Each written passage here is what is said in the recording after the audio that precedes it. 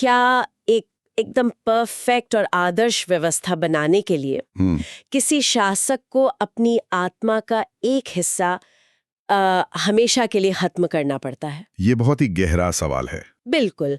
Hello, और आज की इस गहन चर्चा में आपका स्वागत है। मैं आपकी होस्ट हूँ और आज मेरे साथ हमारे एक्सपर्ट मौजूद हैं। आज हम सरयू नदी के किनारे बसी अयोध्या नगरी के प्राचीन स्रोतों का गहराई से विश्लेषण कर रहे हैं। जी, और सभी को मेरा नमस्कार। आज का ये विषय सच में बहुत ही जटिल है ना? मतलब बाहर से देखने पर अयोध्या पृथ्वी के सबसे समृद्ध और सुव्यवस्थित नगरों में से एक था।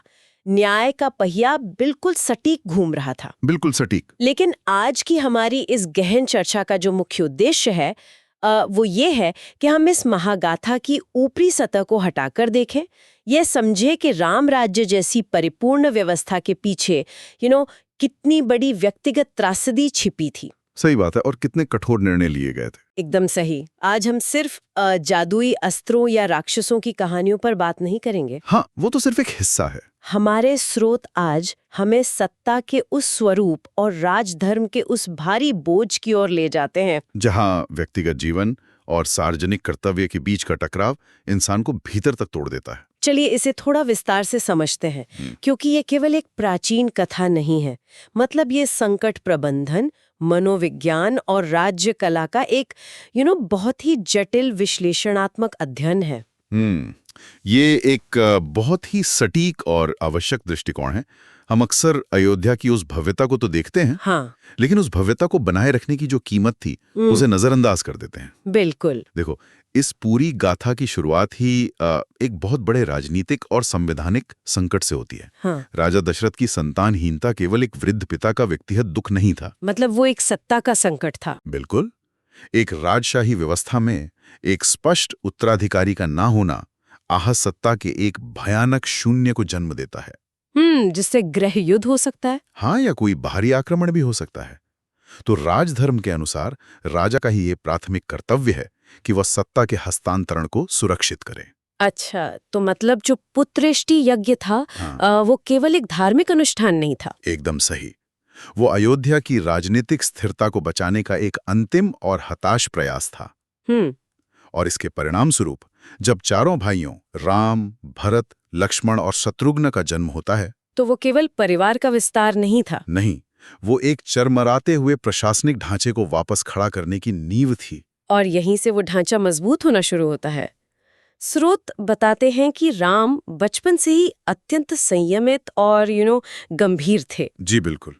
लेकिन फिर एक ऐसा मोड़ आता है जो मुझे रणनीतिक नजरिए से बहुत हैरान करता है। आप विश्वामित्र के आगमन की बात कर रही हैं? हाँ, वही। मतलब अयोध्या का वो अत्यंत सुरक्षित माहौल, महल की सुख सुविधाएं, और अचानक महर्षि विश्वामित्र आते हैं और मांग करते हैं कि उनके यज्ञ की रक्षा के लिए युवा राम और लक्ष्मण को भीषण युद्ध क्षेत्र में भेजा जाए। सही कहा। अगर हम आज के हिसाब से सोचें तो ये ऐसा है जैसे किसी बहुत सुरक्षित माहौल में पले बड़े सबसे मूल्यवान उत्तराधिकारी को सीधे सबसे खतरनाक वॉर जोन में भेज दिया जाए, बिना किसी सुरक्षा घेरे के। बिल्कुल। ये एक ऐसा जोखिम था जो अयोध्या के भविष्य को फिर से उसी अंधेरे में धकेल सकता था। तो दशरथ ने इतने बड़े जोखिम को क्यों स्वीकार किया? इसका तर्क क्या था? यहाँ जो सबसे दिलचस्प बात है वो ये है कि इस निर्णय के पीछे विश्वामित्र की एक बहुत ही गहरी और दूरदर्शी रणनीति काम कर रही थी। कैसी रणनीति? देखो, विश्वामित्र उन्हें केवल अस्त्र शस्त्र का तकनीकी ज्ञान देने नहीं ले गए थे। वे राजमहल की उन ऊंची और सुरक्षित दीवारों को तोड़ना चाहते थे जो एक शासक को यथार्थ से दूर कर देती हैं। बिल्कुल। उनका उद्देश्य राम को एक साधारण राजकुमार के सांचे से बाहर निकालकर एक वास्तविक रक्षक के रूप में ढालना था। जब हम ताड़का राक्षसी के वध और अहिल्या के उद्धार की घटनाओं को देखते हैं, हाँ, वे बहुत महत्वपूर्ण घटनाएं हैं, तो हम पाते हैं कि ये केवल चमत्कार नहीं थे, ये राम के भीतर छिपे निर्णय लेने की क्षमता के परीक्षण थे। मतलब धर्म का परीक्षण। जी, विश्वामित्र उन्हें सिखा रहे थे कि चरम शक्ति का उपयोग कब संहार के लिए करना है और कब अत्यंत करुणा के साथ उद्धार के लिए। एक आदर्श शासक के लिए यह विवेक होना बहुत जरूरी है। बिल्कुल, क्योंकि न्याय केवल दंड देने में नहीं है, बल्कि परिस्थितियों को समझने और क्षमा करने में भी है। ये बात स्पष्ट करती है कि वो यात्रा एक प्रकार का मनोवैज्ञानिक प्रशिक्षण था। और शक्ति और करुणा के इस संतुलन का सबसे बेहतरीन उदाहरण हमें आगे मिथिला में दिखता है। सीता स्वयंवर का दृश्य। हाँ, सीता स्वयंवर का वह दृश्य जहां शक्तिशाली राजा जनक की पुत्री सीता के लिए देश भर के योद्धा आए हुए थे। और शर्त वो विशाल शिव धनुष था। भगवान शिव के उस विशाल धनुष पर प्रत्यंछा चढ़ानी थी।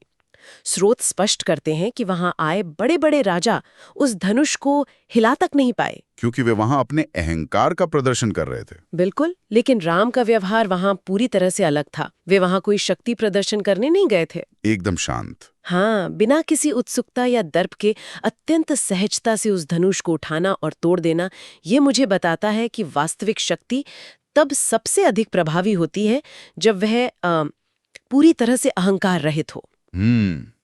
इस घटना का मनोवैज्ञानिक और राजनीतिक महत्व बहुत गहरा है। कैसे? उस पूरी भीड़ और अहंकार से भरे वातावरण में राम का वो शांत स्वभाव एक नए प्रकार के नेतृत्व को परिभाषित कर रहा था।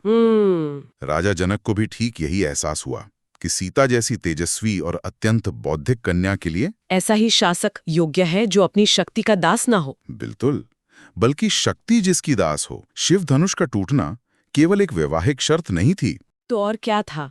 ये आर्यावर्त की दो सबसे महान विचारधाराओं, अयोध्या की प्रशासनिक मर्यादा और मिथिला के दार्शनिक ज्ञान के मिलन की एक कूटनीतिक शुरुआत थी। अब यहाँ कहानी सच में बहुत रोचक हो जाती है, क्योंकि एक भव्य विवाह समारोह से हम सीधे एक राजनीतिक निर्वासन की ओर बढ़ते हैं। सबसे बड़ी दुविधा। हाँ, विवाह के बाद जब चारों भाई अयोध्या लौटते हैं तो राजा दशरथ राम के राज्याभिषेक की घोषणा कर देते हैं। सब कुछ एकदम सही लग रहा था, व्यवस्था अपने शिखर पर थी, लेकिन तभी एक बहुत ही छोटी सी दरार, मंथरा द्वारा कैकेयी के मन में बोया गया असुरक्षा का एक छोटा सा बीज पूरी सत्ता को पलट कर रख देता है। बिल्कुल। कैकेयी अपने 2 वरदान मांगती है, भारत के लिए सिंहासन और राम के लिए 14 वर्ष का वनवास। और यहाँ राम की प्रतिक्रिया देखने लायक होती है। वही तो, मुझे बहुत आश्चर्य होता है कि सत्ता छिन जाने पर भी राम की प्रतिक्रिया विद्रोह या क्रोध की नहीं थी। बिल्कुल नहीं।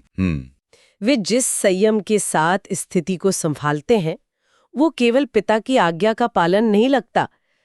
क्या ये गृह युद्ध को टालने का एक रणनीतिक निर्णय नहीं था? इसे पूरी तरह से एक कूटनीतिक और दूरदर्शी निर्णय के रूप में ही देखा जाना चाहिए। हाँ। देखो, ये स्थिति किसी भी भावी राजा के चरित्र की सबसे बड़ी परीक्षा होती है। जब सत्ता के शीर्ष से अचानक आपको शून्य पर धकेल दिया जाए, तो आप कैसे रिएक्ट करते हैं? वही प्रतिक्रिया शासक की असली पहचान होती है।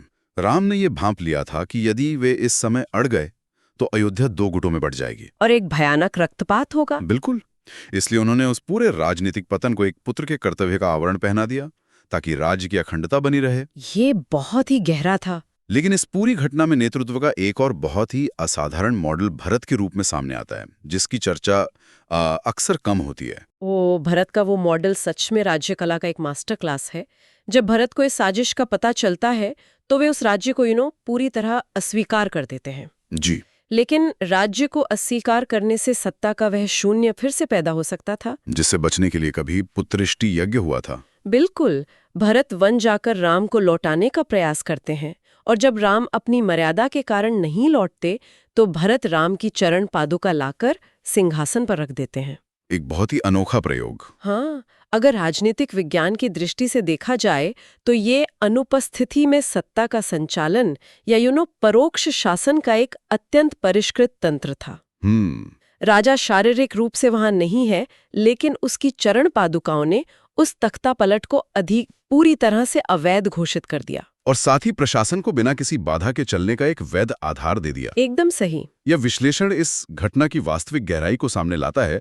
भारत ने उन पादुकाओं के माध्यम से एक ऐसा प्रशासनिक तंत्र स्थापित किया जहां सत्ता का कोई अहंकार नहीं था। हाँ, केवल एक प्रातिनिधिक जिम्मेदारी थी। ये दर्शाता है कि एक राज्य राजा के बिना भी अपनी मर्यादा पर सफलतापूर्वक चल सकता है। बहुत खूब। लेकिन जहां अयोध्या में ये अनूठा राजनीतिक प्रयोग चल रहा था, वहीं दूसरी ओर राम, सीता और लक्ष्मण वन के अत्यंत विषम वातावरण में प्रवेश कर चुके थे। रेशमी वस्त्रों से लेकर जंगलों की खाक छानने तक का सफर। बिल्कुल। और जब वे पंचवटी पहुंचते हैं तो वहां एक ऐसी घटना घटती है जो पूरे आर्यावर्त का इतिहास बदल कर रख देती है। पंचवटी का वो वनवास। और ये घटना दिखाती है कि कैसे एक छोटी सी भूल सबसे बड़े विनाश का कारण बन सकती है। शूर्पणखा का वहां आना। हाँ, शूर्पणखा का प्रस्ताव, उसे अस्वीकार किया जाना और फिर लक्ष्मण द्वारा उसे दंडित किया जाना। ये दंड एक ऐसी चिंगारी साबित हुआ जिसने रावण के प्रतिशोध की ज्वाला भड़का दी। और फिर वो चाल चली जाती है जिसे मैं किसी भी सामरिक खेल या युद्ध नीति की सबसे बेहतरीन मनोवैज्ञानिक चाल कहूंगी, स्वर्ण मृग या सोने का हिरन। स्वर्ण मृग। अगर हम इसे जादुई नजरिए से हटाकर रणनीतिक दृष्टि से देखें तो ये स्वर्ण मृग एक छद्म लक्ष्य या एक डिस्ट्रैक्शन था, एक डिकॉय टारगेट। बिल्कुल। जब दुश्मन सीधे आपके सुरक्षा चक्र को नहीं भेज सकता तो वो एक ऐसा भ्रम पैदा करता है कि आप खुद अपना अभेद्य घेरा छोड़कर बाहर आ जाएं। सही कहा। इस चाल ने राम और लक्ष्मण जैसे अत्यंत सतर्क योद्धाओं के सुरक्षा प्रोटोकॉल को तोड़ दिया और सीता को अकेला कर दिया। अगर हम इसे बड़े परिप्रेक्ष्य में देखें तो उस स्वर्ण मृग की घटना ने मानवीय मनोविज्ञान की सबसे कमजोर कड़ियों आकर्षण और असुरक्षा का सटीक दोहन किया। लेकिन सीता का हरण केवल एक व्यक्तिगत अपराध या एक राजा की पत्नी का अपहरण मात्र नहीं था। तो ये क्या था? इसने राम के वनवास की पूरी दिशा ही बदल दी। ये धर्म और अधर्म, राज्य की मर्यादा और सत्ता के अहंकार के बीच एक गहरे वैचारिक युद्ध की शुरुआत थी। रावण का अहंकार। हाँ, रावण का कृत्य सत्ता के नशे में चूर एक ऐसे तानाशाह का कृत्य था जो मानता था कि वो किसी भी नियम या न्याय से ऊपर है। और फिर जटायु का बलिदान। बिल्कुल। जब राम और लक्ष्मण लौटते हैं और उन्हें जटायु से पूरी घटना का पता चलता है तो वहां राम के भीतर जो संकल्प जन्म लेता है वो केवल एक दुखी पति का संकल्प नहीं था। नहीं, वो एक रक्षक का अत्यंत कठोर संकल्प था, जिसे ये सुनिश्चित करना था कि संसार में अधर्म का ये कृत्य बिना भयंकर दंड के ना रह जाए। लेकिन यहीं पर सबसे बड़ी अतार्किक और रणनीतिक बाधा खड़ी होती है। कैसे? देखो, राम इस समय वनवास में थे, उनके पास कोई शाही खजाना नहीं था, कोई संसाधन नहीं थे, और अयोध्या की वो विशाल सेना भी उनके पास नहीं थी। शून्य संसाधन। फिर भी वे दक्षिण की ओर बढ़ते हैं, शबरी से मिलते हैं और फिर किष्किंधा में सुग्रीव से। वे बाली का वध करके सुग्रीव के साथ गठबंधन करते हैं। जी। शून्य संसाधनों के साथ केवल अपनी सत्यनिष्ठा और कूटनीति के बल पर एक पूरी सेना खड़ी कर लेना, वानरों और भालुओं के साथ गठबंधन बनाना, ये बहुत बड़ी बात है। ये उनके नेतृत्व कौशल के बारे में क्या बताता है? मतलब एक नेता जमीनी स्तर पर लोगों को कैसे प्रेरित करता है। राम की ये यात्रा कूटनीति और संगठनात्मक क्षमता का सबसे उत्कृष्ट उदाहरण है। एक अत्यंत शक्तिशाली और तकनीकी रूप से उन्नत शत्रु जैसे रावण को हराने के लिए राम ने समाज के उन वर्गों को सशक्त किया जिन्हें हमेशा हाशिए पर रखा गया था। मतलब उन्होंने जमीनी स्तर पर गठबंधन बनाए। बिल्कुल। उन्होंने केवल एक सेना नहीं बनाई, उन्होंने एक विचारधारा का निर्माण किया। हनुमान का उदाहरण इस संदर्भ में सबसे सटीक है। ओ हाँ, हनुमान जी की भूमिका तो बहुत अहम थी। हनुमान केवल शारीरिक रूप से बलवान सैनिक नहीं थे, वे अत्यंत प्रज्ञावान, कूटनीतिक और समर्पित दूत थे। उनका समुद्र लांघकर लंका पहुंचना, अशोक वाटिका में सीता से मिलना और फिर लंका का दहन करना, ये रावण के मनोवैज्ञानिक साम्राज्य पर पहला और सबसे घातक प्रहार था। उन्होंने लंका में घुसकर बता दिया था कि रावण सुरक्षित नहीं है। एकदम सही। उस मनोवैज्ञानिक जीत के बाद जो सबसे बड़ी भौतिक चुनौती थी वह थी उस विशाल समुद्र को पार करना। राम सेतु का निर्माण। हाँ, नल और नील के नेतृत्व में समुद्र पर राम सेतु का निर्माण। अगर हम इसे संगठनात्मक दृष्टिकोण से देखें तो वह सेतु सामूहिक प्रयास का सबसे बड़ा प्रतीक था। बिल्कुल। जब समाज का हर वर्ग एक बड़े उद्देश्य के लिए जुड़ता है तो विशाल समुद्र की बाधा को भी लांघा जा सकता है। और उस सेतु को पार करने के बाद शुरू होता है वो महायुद्ध। एक तरफ धर्म और सीमित संसाधनों वाली गठबंधन सेना थी और दूसरी तरफ अहंकार और उन्नत अस्त्रों का दुरुपयोग करने वाले रावण की विशाल सेना। युद्ध में रणनीतिक और भावनात्मक रूप से बहुत से निर्णायक मोड़ आते हैं, जैसे मेघनाद द्वारा लक्ष्मण को घायल करना और फिर हनुमान का पूरी पर्वत श्रृंखला उठाकर संजीवनी लाना। ये घटनाएं दर्शाती हैं कि जब समर्पण सच्चा हो तो असंभव संकटों का भी समाधान निकाला जा सकता है। और अंततः राम द्वारा रावण के सबसे कमजोर बिंदु पर प्रहार करना, ये केवल एक भौगोलिक विजय नहीं थी, ये एक वैचारिक विजय थी। अहंकार पर मर्यादा की जीत। बिल्कुल। युद्ध जीतने के बाद विभीषण को लंका का राजा बनाया जाता है और अंततः सीता के साथ राम का पुनर्मिलन होता है। 14 वर्ष का कठिन वनवास समाप्त हुआ। पुष्पक विमान से उनकी अयोध्या वापसी होती है, भरत की प्रतीक्षा समाप्त होती है और राम का राज्याभिषेक होता है और राम राज्य की स्थापना होती है। स्रोतों के अनुसार यह एक ऐसी आदर्श प्रशासनिक व्यवस्था थी जहां न्याय सर्वोपरि था, सब कुछ पारदर्शी था। लेकिन शांति के समय में शासन के सामने सबसे जटिल चुनौतियां आती हैं और यहीं से राम के जीवन का सबसे अंधकारमय अध्याय शुरू होता है। शांति का समय अक्सर उन गहरे घावों को सतह पर ले आता है जिन्हें युद्ध के शोर में दबा दिया जाता है। अफवाहें और चर्चाएं। हाँ, राम राज्य की स्थापना के बाद अयोध्या में प्रजा के बीच सीता के लंका में बिताए समय को लेकर अफवाहें फैलने लगीं। एक शासक के रूप में यह एक ऐसा संकट था जिसे बाणों से नहीं सुलझाया जा सकता था। तो इस सब का असल में क्या अर्थ है? मैं यहाँ इस पूरी व्यवस्था पर कड़ा सवाल उठाना चाहूंगी। पूछिए। ये हिस्सा बहुत चुभने वाला है। एक भयंकर युद्ध लड़कर अपनी पत्नी को वापस लाने के बाद केवल प्रजा की उन आधारहीन बातों में आकर गर्भवती सीता को वाल्मीकि आश्रम में निर्वासित कर देना, ये बहुत कठोर लगता है। व्यक्तिगत सत्य से ऊपर उस अज्ञानी जनमत को क्यों चुना गया? ये एक महत्वपूर्ण प्रश्न खड़ा करता है। क्या ये एक रक्षक के रूप में उनकी विफलता नहीं थी? देखो, इसे समझने के लिए हमें उस युग के राजधर्म की अत्यंत निर्मम और कठोर प्रकृति की गहराई में जाना होगा। मतलब रूलर्स ड्यूटी। हाँ, एक राजा के लिए उसकी प्रजा का विश्वास किसी भी अन्य चीज से, यहां तक कि सत्य से भी ऊपर होता है। राजधर्म यह मानता है कि यदि प्रजा के मन में सर्वोच्च संस्था के प्रति ही संदेह पैदा हो जाए तो राज्य का नैतिक पतन शुरू हो जाता है। तो उन्होंने ये निर्णय एक राजा के रूप में लिया था? बिल्कुल। यह घटना दर्शाती है कि समाज में एक आदर्श शासन स्थापित करने के लिए शासक को अपनी सबसे मूल्यवान चीज की बलि देनी पड़ती है, अपनी ही खुशियों का वध। राम ने राज्य की मर्यादा और प्रजा के विश्वास को बनाए रखने के लिए अपनी आत्मा का एक हिस्सा खो दिया। ये सच में सत्ता की बहुत भयानक कीमत है। और उस निर्वासन के दौरान वाल्मीकि आश्रम में लव और कुश का जन्म होता है। जी। वो शिक्षा प्राप्त करते और फिर अयोध्या की सभा में आकर राम के सामने रामायण का गायन करते हैं। वो बहुत ही मार्मिक दृश्य है। जब ये सत्य सामने आता है कि वे राम की ही पुत्र हैं, तो सीता को बुलाया जाता है और सीता अपनी सत्यता को फिर से प्रमाणित करने से इनकार कर देती हैं। वे पृथ्वी को साक्षी मानती हैं और पृथ्वी उन्हें अपने भीतर समा लेती है।